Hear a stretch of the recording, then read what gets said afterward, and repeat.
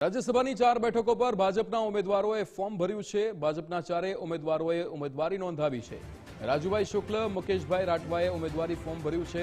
માનસીભાઈ પરમાર, જીતેન્દ્રભાઈ કણઝારિયાએ ઉમેદવારી નોંધાવી છે। CM Bhupendrabhai Patel, deputy CM Harshbhai સંઘવીની ઉપસ્થિતિ હતી। ત્યારે ભાજપના પ્રદેશ અધ્યક્ષ જગદીશભાઈ વિશ્વકર્મા પણ હાજર રહ્યા। રાજ્યના મંત્રીઓ અને ધારાસભ્યો પણ ઉપસ્થિત રહ્યા હતા।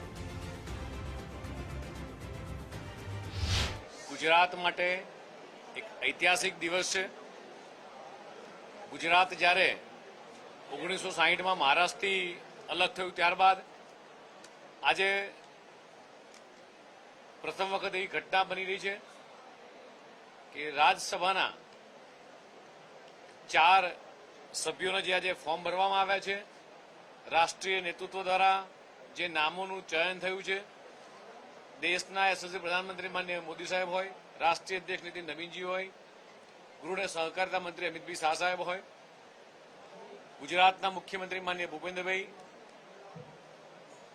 ગુજરાતના નાયબ મુખ્યમંત્રી હર્ષભાઈ અને પ્રદેશ દ્વારા જે 4 નામોનું ચયન કરવામાં આવ્યું છે એવા મુકેશભાઈ રાઠવા, રાજુભાઈ શુક્લ, જીતેન્દ્રભાઈ કણઝારિયા, માનસિંહભાઈ પરમાર, આ 4 કાર્યકર્તા જ્યારે રાજ્યસભામાં જશે, આજે 4 સભ્યોએ માનનીય મુખ્યમંત્રી માનનીય હર્ષભાઈ, મંત્રીમંડળના સૌ સભ્યો, ધારાસભ્યો અને મિત્રોની હાજરીમાં આજે જ્યારે ફોર્મ સુપ્રત કર્યા છે।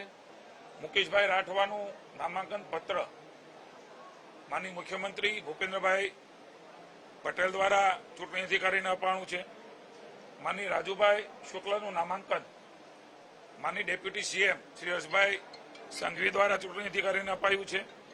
પ્રદેશના અધ્યક્ષ, પૂર્વ મંત્રી અને રાજ્યનું ભારતીય જનતા પાર્ટીનું નેતૃત્વ સંગઠનનું કરે છે સફળતાપૂર્વક, જેમણે રાજ્યમાં હમણાં ચૂંટણીઓ સ્થાનિક સ્વરાજ્યની અને નેતૃત્વમાં જીત્યા છે એવા આદરણીય જગદીશભાઈએ જીતેન્દ્રભાઈ કણઝારિયાનું ફોર્મ એ નામાંકન પત્ર એ ચૂંટણી અધિકારીને અર્પણ કર્યું છે।